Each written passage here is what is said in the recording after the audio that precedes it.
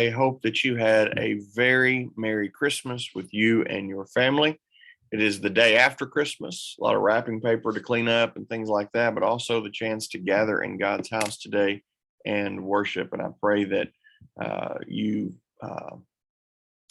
pray that you just had a great time. That would be my hope for my Brumley church family. I did, and I know that God has blessed all of us. So we're thankful for that. We're also going to deep dive on this passage today because not only are you going to get it a little bit in Sunday school this morning, but I'm actually going to preach on this passage today, Lord willing, from the view of the wise men from Matthew chapter 2, verses 1 through 12. The Sunday School Quarterly jumps out of our Ezekiel series to briefly visit Matthew's gospel, a little bit of the Christmas story, although the wise men are actually an after Christmas story. So we're going to study that together today. In fact, that's why I preach about the wise men after Christmas.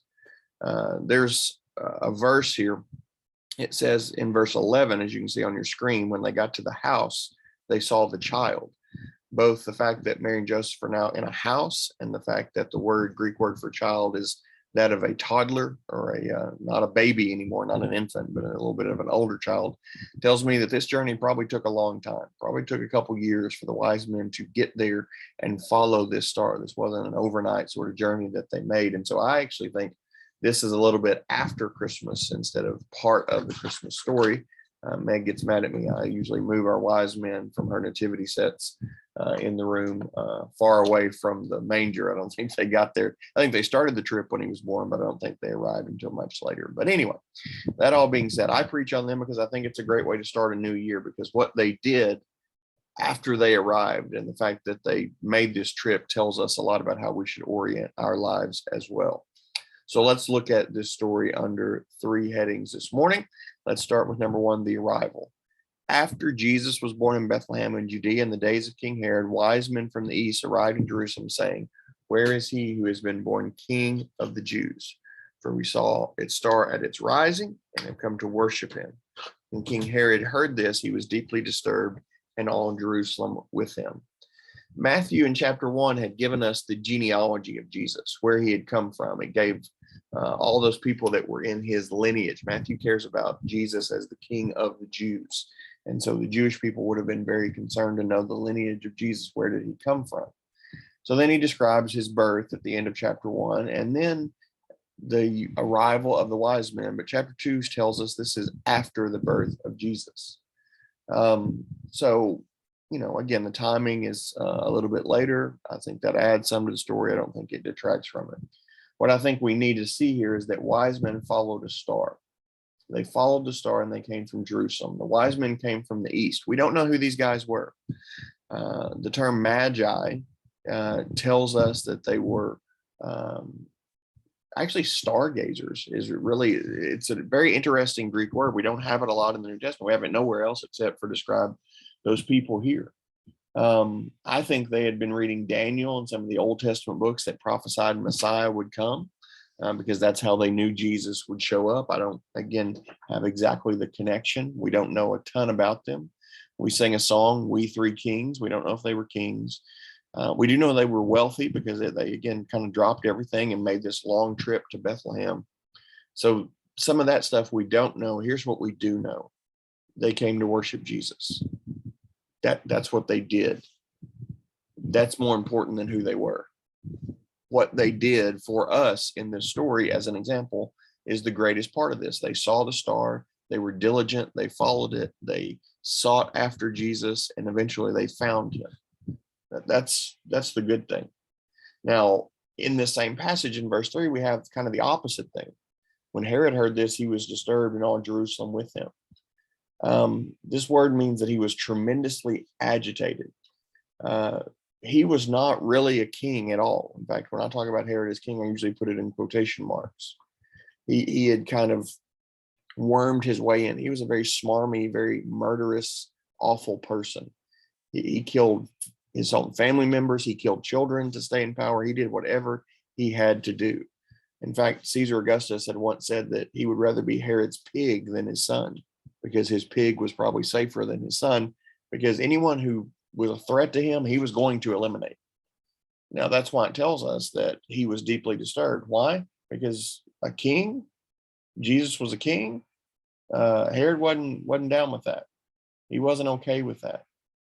The idea of all of Jerusalem being disturbed with him is just because if Herod's mad, then everybody's got to be on their toes. Because again, he could kill anybody. He abjectly did not care who he had to go after. He was going to stay in power. So a person like that on the throne would make everyone nervous. That's what's going on here. Well, then we see the direction. So he being Herod, assembled all the chief priests and scribes of the people and asked them where the Messiah would be born. In Bethlehem of Judea, they told him, because this is what was written by the prophet. And you, Bethlehem, in the land of Judah, are by no means least among the rulers of Judah, because out of you will come a ruler who will shepherd my people, Israel. Then Herod secretly summoned the wise men and asked them the exact time the star appeared. He sent them to Bethlehem and said, "Go and search carefully for the child. When you find him, report back to me so that I too can go and worship him."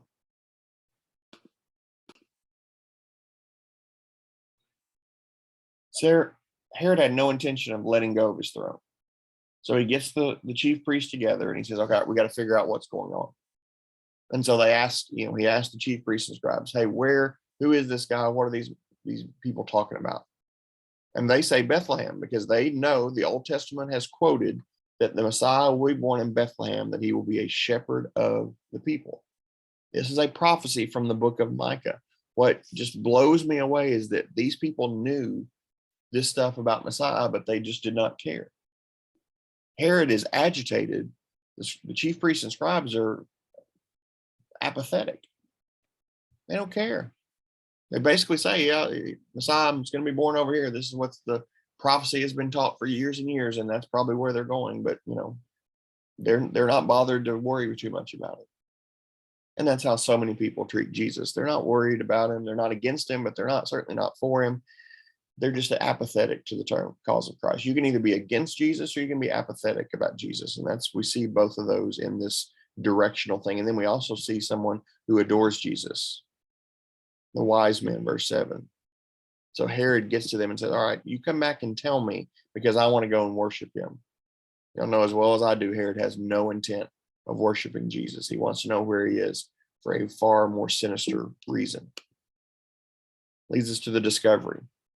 After hearing the king talking about the wise men, they went on their way, and there it was, the star they had seen at its rising. It led them until it came and stopped above the place where the child was. When they saw the star, they were overwhelmed with joy. Entering the house, they saw the child with Mary, his mother. Falling to their knees, they worshiped him. They opened their treasures and presented him with gifts of gold, frankincense, and myrrh. Being warned in a dream not to go back to Herod, they returned to their own country by another route. I like what the New American Standard says in verse 10. It says, "They rejoiced exceedingly with great joy." Man, when's the last time you were that excited about Jesus? Maybe a step further, when's the last time you were that excited about anything? And they have this great, deep, abiding joy here.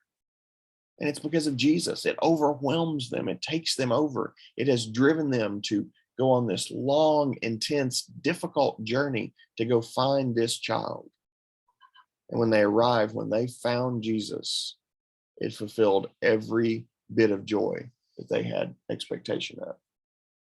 Joyful, joyful, we adore thee. One of the great Christmas songs we sing. What a beautiful passage this is. They give him their gifts: gold for a king, frankincense for a priest, myrrh, literally a spice only for those who have died. And so even at that moment, I imagine Mary got an inkling of why her dear son had been born. There's a beautiful song I like to listen to around this time of year called "The Angels Cried." And it talks about that idea that the angels knew from the moment of his birth what the result of his life would be. And it causes tears of anguish and joy and love to come to their eyes, because they know that he's born to die for our sins. Some are seeking God and his salvation. Other people are not. Some are apathetic. Some are antagonistic. Everyone responds to Jesus differently. Everybody has a response to the gospel. Some understand it and respond. Some misunderstand it. Some want to silence it. Some love it, some absolutely hate it. Everyone responds to the gospel. If you want to find Jesus, you can find him. That little trite saying that we kind of pass around is very true, actually. Wise men do still seek him. Wise men do still seek Jesus. Merry Christmas and have a good and godly day.